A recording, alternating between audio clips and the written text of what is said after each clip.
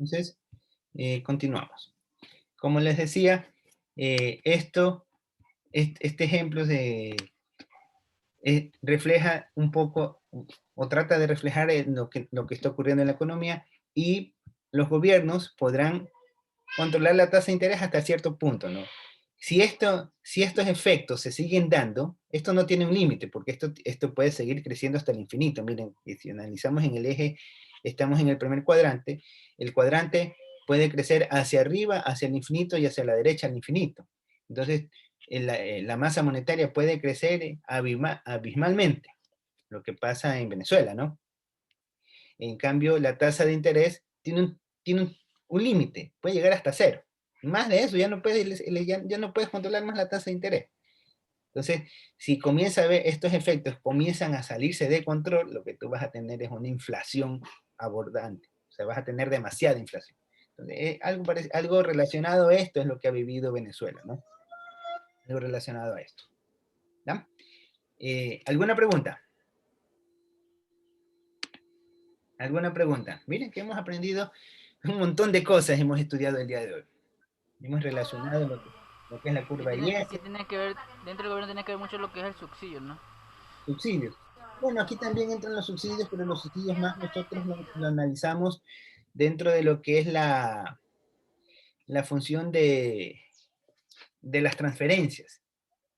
Dentro de las transferencias, y eso está dentro de lo que es el consumo autónomo. Ahí están implícitas las transferencias del gobierno, ¿sí? Dentro de lo que es el consumo autónomo. Cuando Es que como analizamos te el tocó proyecto. el tema de Venezuela, bueno, tienen conocimiento, bueno, por los mismos venezolanos, que en cierta forma el gobierno en sí financiaba en gran parte las familias, ¿no? Sobre todo lo que era petróleo y entre otros factores. Entonces, esto produjo que se venga la economía abajo, porque en sí todo sí tenía la responsabilidad del gobierno, ¿no? De pagar. Entonces no conviene en cierta manera. Lo que hizo el gobierno, un poquito para aclarar tu inquietud, lo que hizo el gobierno fue desarrollar esta forma funcional. La MD, la MD la hizo crecer una y otra vez hizo crecer la MD. O sea, la demanda de dinero la incrementaba la demanda de dinero. Y ya vimos qué pasa cuando se incrementa la demanda de dinero. ¿Qué ocurre cuando se incrementa la demanda de dinero? ¿Qué debe pasar con la producción? ¿Qué debe pasar con la producción? Cuando hay un aumento de la demanda de dinero. ¿Qué debe pasar con la producción? Hay mucho consumo, pues. Ya, va a haber mucho Y, y, consumo. y esto le va a producir Aumenta la escasez. producción. O con una subida del interés. Escasez. Ya, cuando hay un aumento de demanda de dinero, debe haber un aumento en la producción para que Claro. los precios no se vean afectados. Porque va a haber una subida en la tasa de interés y eso se va a ver reflejado en mayores niveles de producción. Pero si los niveles de producción no se dan, lo que vas a tener es inflación. Vas a tener más inflación. Entonces, si tienes incremento, incremento, no hay producto que aguante tanto, no se puede vender, va a haber escasez, entonces suben los precios y suben. Y esto se va a ir ajustando cada vez más rápido. Al comienzo será lento, pero a medida que la gente se da cuenta y los ajustes se van a ir dando tan automáticamente, y vas a pasar de un enfoque puramente keynesiano a un enfoque puramente clásico. Entonces, y vas a llegar a posturas totalmente liberales, y posturas totalmente, ya vas a cambiar, vas a hacer efectos completamente inmediatos. Entonces vas a tener efectos de inflaciones elevadísimas y va a llevar a niveles de hiperinflación, que son ya los casos extremos de estos modelos, ¿sí? Pero ya eso es lo que está viviendo Venezuela, ¿sí? Caso de Ecuador es una arista un poquito diferente, tenemos situaciones diferentes, ¿sí? El gobierno ecuatoriano no tiene esa capacidad de desarrollar la demanda de dinero como lo tiene Venezuela. ¿Por qué? Porque nosotros no tenemos masa monetaria. Sí, nosotros no, o sea, tenemos masa monetaria, no tenemos la capacidad de desarrollar tan abismalmente la masa monetaria. Más bien, ese es uno de los problemas que tiene el gobierno, de que dice, tiene tanto que pagar y ¿de dónde saco la plata? No tengo de dónde sacar la plata. Tengo que ver ¿por qué? Porque no tengo mi maquinita que cojo y imprimo dinero y ya pago las deudas. No tengo ese instrumento de política. Entonces, de alguna manera eso es como, como una especie de cadena de fuerza o de camisa de fuerza que te tiene limitado a que tú no puedes hacer más allá de este punto. No puedes salirse de ese punto porque no hay los recursos, simplemente no puedes. Tú quieres hacer, pero no puedes, no puedes. Entonces, es un escenario totalmente diferente, el caso de la economía ecuatoriana. Y eso lo que desencadena es que como no hay mucho dinero, las empresas quieren seguir produciendo, pero no pueden producir, entonces lo que hace es el efecto contrario. En vez de desplazarse hasta aquí, te vas a desplazar hacia acá. Y eso lo que va a generar, en vez de una subida de precios, va a generar una caída de precios. ¿Ya? Eso, estábamos a un nivel en donde ya estábamos cercanos a generarnos esos procesos, pero de ahí vino el tema de la pandemia, y todo se transformó. Hubo un shock extremadamente fuerte que cambiaron todas todos los movimientos respecto a la masa de monetaria, cambió todo. Entonces, estamos en un nuevo esquema, ¿sí? En un nuevo esquema monetario. Profe, Dígame. entonces una baja de dinero, entonces, bueno, de precio que es bueno o malo. Una baja de precios, depende. Sí. Todo tienes que ver de acuerdo a los niveles productivos. O sea, si bajan los precios y estás produciendo más, obviamente se está entendiendo que están los mercados inundados y es algo normal. Pero si bajan los precios y resulta que estás produciendo menos, algo está pasando. ¿Qué está pasando allí? ¿Qué pasa con el producto? ¿Qué está ocurriendo? Ahí es algo raro. O sea, todo depende. ¿Sí? La economía es muy versátil. Y hay que analizar no solamente lo que dicen las variables, sino hay que analizar el comportamiento humano. ¿Por qué las personas actúan de esa manera? ¿A qué se debe? ¿Sí? Los Ah, ya, economistas profe, gracias. deben de ser medios psicólogos también, de entender un poco el comportamiento humano ante este tipo de decisiones políticas. No es tan fácil, es muy versátil esta herramienta. ¿Sí? ¿Alguna otra pregunta? Sí, algo quiero decirle, pero fuera de las clases, ¿no? En cuanto a lo que son bueno, esto de lo que es la reforma del código en cuanto a lo que es la gasolina. Eh, desde su punto de vista como economista, ¿beneficia o no beneficia al Ecuador? Porque dice que debe estar de acuerdo a los rangos ¿cómo se llama? De los mercados internacionales. Ya Yo no que te- dice, incluso un economista, no recuerdo, bueno, Julián Escoiza dijo que va a seguir incrementando hasta el año siguiente, hasta el mes de julio, o sea, el año que viene. Entonces va a seguir aumentando, cada mes va a seguir aumentando, de poquito en poquito. Ya, lo que yo te puedo decir, no te podría decir si beneficia o perjudica. Eso lo vas a contestar tú mismo. Lo que te voy a decir los efectos que se van a dar. Entonces, si hay un incremento en la gasolina, recuérdate que la gasolina es un instrumento que normalmente ha estado congelado, ¿sí? Ha sido una constante dentro de la ecuación. Si pasa la constante a convertirse en una variable, vamos a tener que va a afectar directamente a quién, a la oferta monetaria o a la demanda monetaria. ¿Cuál de las dos va a afectar? El incremento de la gasolina. A ver, ahí los quiero ver. ¿A cuál de los dos va a afectar? Repita, profe, ¿Ah? por favor. Un incremento de los precios de la gasolina. ¿A quién va a incrementar? Si estamos conversando de la curva LM. ¿A quién va? ¿A la oferta monetaria o a la demanda monetaria? ¿A quién va a afectar? ¿A la oferta? A A la los oferta, dos. ¿no? A la oferta y a la demanda. Principalmente a la oferta. ¿Hacia dónde la va a desplazar? ¿Hacia la derecha o a la izquierda? Hacia la derecha, ¿no? Hacia la derecha. No sería hacia la izquierda más bien la Hacia desplaza. la izquierda no sería. Hacia la izquierda. Pero Hacia abajo. hacia la izquierda, no. Miren cómo es la oferta monetaria. Es esta línea recta.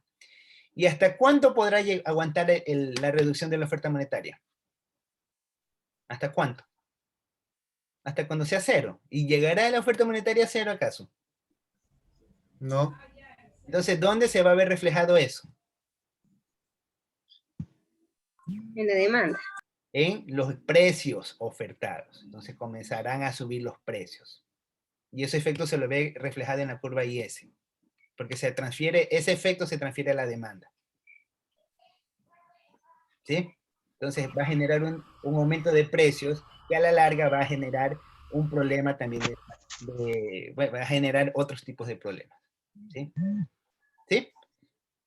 Por eso es que importante es conocer qué es lo que pasa, o sea, cada vez que hay un efecto de una variable que aquí nomás afecta y cómo es su efecto dentro del plano dimensional que estamos estudiando. ¿Sí? No sé si quedó clara tu pregunta, Abraham.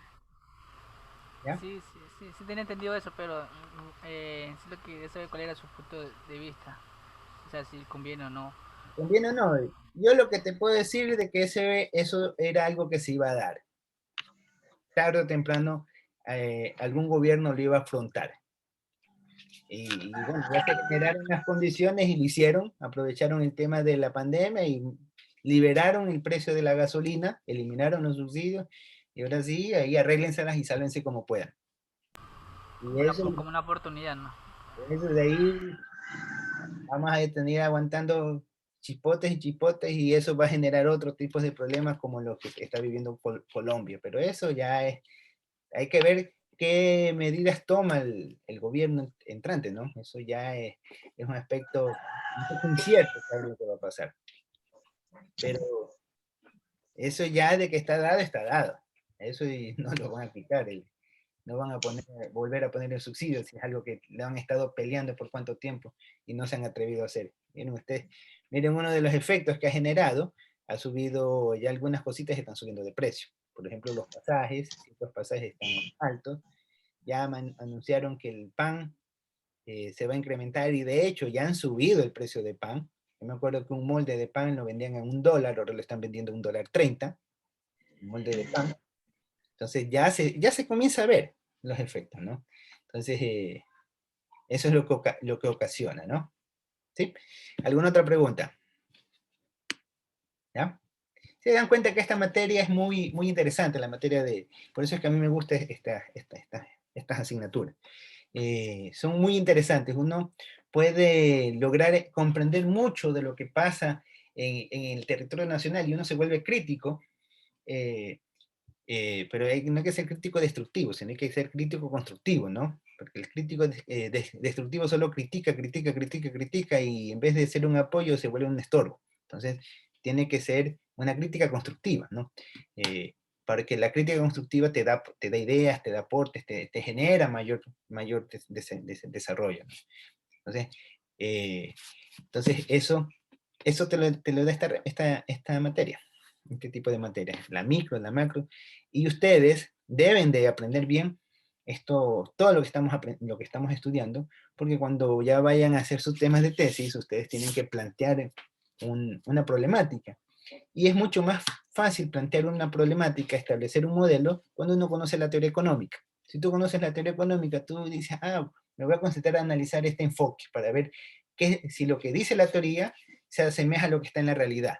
Entonces, y comienzo y como conozco las variables que están en juego, simplemente sé qué buscar y sé dónde buscarlo. Entonces, como ya sé qué buscar, dónde buscarlo, tomo los datos, genero la información, armo las ecuaciones y comienzo a hacer la parte econométrica o la parte matemática y comienzo a decir resultados y tengo hartísimo para hablar. Y se hace súper fácil hacer una tesis, se hace súper fácil hacer un trabajo de investigación, una monografía, se hace súper fácil.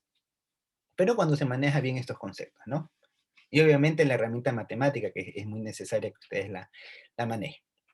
¿Sí? ¿Alguna pregunta? No hay pregunta. Entonces me van a ayudar con la lectura, que ya es básicamente el resumen de lo que hemos estado conversando. Ya nos vamos alistando a la actividad que vamos a realizar. A ver, que me ayude una señorita que no haya participado, ¿ya? Quiero escucharles a todos. A ver, ¿quién no ha participado? A ver, a la señorita Escalante no la he escuchado. Escalante, ¿podrías ayudarnos con la lectura, por favor? Sí. Se genera un aumento de la renta que desplaza la cantidad de dinero. MD a MD De prima. Esa es la prima. prima. Y la D o la M. Esta es demanda de dinero de un punto a una demanda de dinero que se transfiere. Esa es demanda de dinero Ok. a demanda de dinero prima. Ya, demanda de dinero a demanda prima. Si el Banco Central no altera la oferta monetaria, el equilibrio se desplazará de A a B y el tipo de interés subirá. Ya, espera, vamos, una pausita ahí. Entonces, estamos hablando de este punto. Vamos a pasarnos a este punto. ¿Sí? Listo. Continúa. Continúa, por favor. El Banco Central quiere mantener constante el tipo de interés cuando aumenta la renta. ¿Cómo lo haría? Aumentando la oferta monetaria en respuesta al aumento de la renta. De demanda Demanda de... Esta es oferta monetaria. oferta monetaria a oferta monetaria prima, Exacto. lo que hará que el tipo de interés se mantenga constante. Correcto. Eso es lo que hace el Banco Central, interviene. ¿Ya? El equilibrio se desplazará de A a D y el tipo de interés se mantendrá constante, I sub A, por lo que la curva LM será horizontal en respuesta al aumento de la renta. Listo. Gracias. Entonces, aquí vemos lo que ha pasado, ¿no? O sea, como aquí narra la historia de cómo de este punto llegamos a este punto. Y la curva LM, ¿cuándo puede tomar una forma horizontal? ¿Sí? Entonces, eso es lo que significa, es lo que hemos conversado. A ver, termina ya con la lectura. Usted mismo, señorita. Ante un aumento de renta y por lo tanto de la demanda de dinero, el banco ajustará la oferta monetaria para mantener constante el tipo de interés. Entonces ahí vemos qué es lo que ha pasado. Y esto es lo que vamos a aprender, o hasta aquí llegamos esta semana. Entonces vamos a ver ahora la actividad que vamos a trabajar. ¿Qué es lo que vamos a hacer? El objetivo de la actividad es medir los conocimientos que hemos adquirido sobre equilibrio conjunto de economía, determinación de la tasa de interés y renta en un equilibrio, que son los temas que hemos aprendido. Ya hemos hablado del equilibrio conjunto de la economía por medio de las curvas IS, la curva LM y el equilibrio que se dan en estos dos escenarios. ¿Y qué pasa con la tasa de interés y la renta cuando están en equilibrio? Ya hemos conversado esos aspectos. Ahora vamos a conformarnos. Aquí hay 26, vamos a formar 3 grupos, ¿sí? Entonces, vamos a trabajar de la siguiente manera. Antes de conformar los grupos, un grupo va a hablar de lo que es la demanda agregada, ¿sí? Va a hablar de lo que es la función IS, demanda agregada y la función IS. Va a hablar de esas dos cosas, ¿sí? Eso va a hablar un grupo. El otro grupo va a hablar de lo que es la demanda agregada y la curva LM, ¿sí? El otro grupo va a hablar de lo que es el equilibrio de mercado y el equilibrio ISLM. Y el otro grupo va a hablar de lo que es el equilibrio de mercado ISLM con respecto a la tasa de interés y renta de equilibrio. ¿Está clara la instrucción? ¿Alguna pregunta? ¿No hay preguntas? Profesor, O sea, pero referirse a hablar es que sí, vamos a exponer. Vamos a exponer, exactamente. ¿Qué pilas que eres? ¿Qué pilas? O sea, tenemos que hacer PowerPoint y exponer el tema enseñado en clase con los conocimientos adquiridos. Exactamente. Ya les voy a dar un espacio para que ustedes se organicen. Les voy a asignar grupos para que no haya que tú sí, contigo no, que tú me caes bien, tú me caes mal. Va a ser a dedocracia, es decir, yo voy a poner números aleatorios y la máquina va a decir, fórmame los grupos. Y el grupo que le va, cae. Entonces, ¿quién va a ser el primer grupo? El grupo número 1, el que lo dé el sistema. El grupo 2, el que lo dé el sistema. El grupo 3, el que lo dé el sistema. Entonces, profesor, perdón que lo interrumpa. Torres me acaba de decir que se le acabaron los datos y no puede conectar. ¿ya? Bueno, ahí es, el problema es que no sé a qué grupo vaya a ir, pero tiene que aparecer en algún grupo. Ahí converse con ella y la integran en un grupo, lo que hacen es me comunican, ¿no? A cuál grupo la ponen, ¿no? Y ahí ustedes, Ya, ya listo. Profe. de repente la puedes poner en el grupo en el que tú estés trabajando, ¿no? No me voy a hacer problema con esa parte, ¿ya? Ya listo. Entonces, repito la actividad. Les voy a dar un espacio de alrededor de 30 minutos para que ustedes, como tenemos clase hasta las 11, prácticamente tenemos una hora. Entonces, voy a conformar los grupos. Ustedes van a tener 30 minutos para que investiguen. Ustedes ya tienen los libros, ya se los he facilitado. Ustedes tienen lo que es el material de apoyo, que está en el aula virtual, que están lo que hemos visto en las 2 semanas. Tienen todo ese, más lo que hemos visto en la clase, ¿no? Entonces, tienen todas las herramientas necesarias para hacer una buena exposición. Entonces, el primer grupo va a hablar de lo que es la demanda agregada y la curva IS, grupo 1. Grupo 2 va a hablar de lo que es la oferta agregada y la curva LM. Va a hablar de estas dos cosas. Perdón, 1, 2, son 3 grupos. ¿Sí? Grupo 1, grupo 2, ahí me están saliendo 4. No. Entonces, voy a cambiar el bosquejo. El primer grupo va a hablar de lo que es demanda agregada, IS, oferta agregada, LM. Va a hablar de estos 4 aspectos. El grupo 1, demanda y oferta agregada, la curva IS y la curva LM. ¿Sí? Eso va a hablar el grupo 1. El grupo 2 va a hablar de lo que es el equilibrio de mercado como tal. O sea, el equilibrio de mercado nos referimos al equilibrio entre la demanda agregada y la oferta agregada, ¿no? Eso es el equilibrio de mercado. Y el equilibrio de mercado de la curva ISLM. O sea, va a hablar de estos dos aspectos. ¿Sí? Y el tercer grupo va a hablar de lo que es el equilibrio de mercado de la curva ISLM con respecto a la tasa de interés y la renta de equilibrio. ¿Sí? ¿Está clara la asignación? ¿Alguna pregunta? ¿No hay pregunta? No hay Profesor, preguntas. Al momento de exponer es con cámara encendida, Con supongo. cámara encendida por cada persona Oh. que habla. Para ver que sean ustedes, pues, ¿no? Profe, todos tenemos que participar.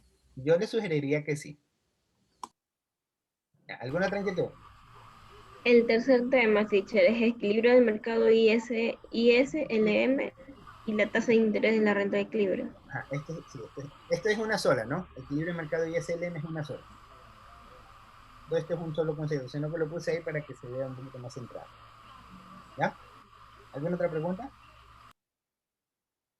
Ya. Entonces, si no hay preguntas, ya en este momento voy a proceder a asignar los grupos para que ustedes aprovechen el tiempo y sería a las 10:30 que nos conectamos nuevamente para ya lo que es de la parte de la exposición. ¿Sí? Ustedes pueden ahí ya trabajar con ello, ¿no? Entonces ya voy a asignarlos. Tengo que dejar de compartir para poder asignar los grupos. Entonces voy a hacer 3 grupos. 3 grupos los vamos a asignar automáticamente. ¿Ya? Y ahorita estoy creando los grupos. Entonces les va a llegar a ustedes una invitación. La exposición es por allá mismo, ¿verdad? Para hoy. Uy, no. Para hoy.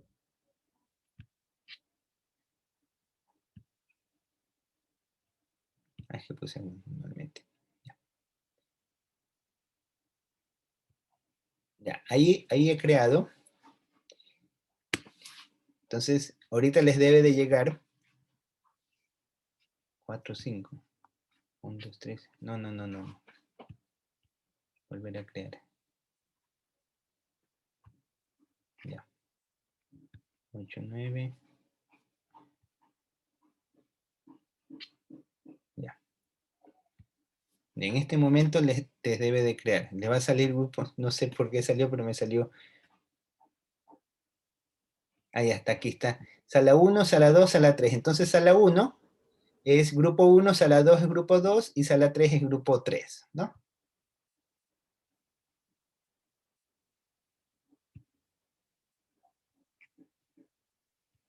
¿Les llegó el mensaje? No, Todavía profe. no. Bueno, No, aún no llega nada. a ver. No me quiere enviar. ¿Será aquí? Ahí les debe estar creando. Sí, ya me llegó la confirmación de que le está llegando la invitación. Entonces, ya ahí tienen que aceptar la invitación y empezar a trabajar. Sí, ya me sale que están ingresando.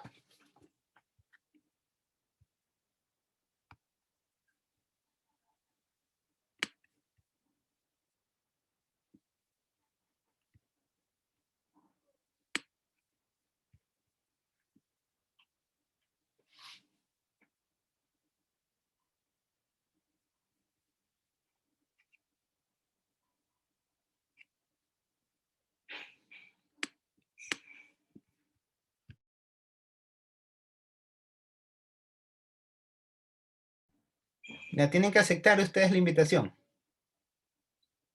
Abraham, tienes que aceptar la invitación que te llegó. Lo mismo Kevin. Tienes que aceptar la invitación que te llegó. Te tuvo que haber llegado una invitación para que formes parte del grupo que te salió, ¿no? Tú vas al grupo, Abraham le salió grupo 2, la sala 2, y Sánchez, ¿qué Sánchez? ¿Qué grupo es? No lo veo. Sánchez está en la sala 1. ¿Ya? Bueno, entonces sigan trabajando.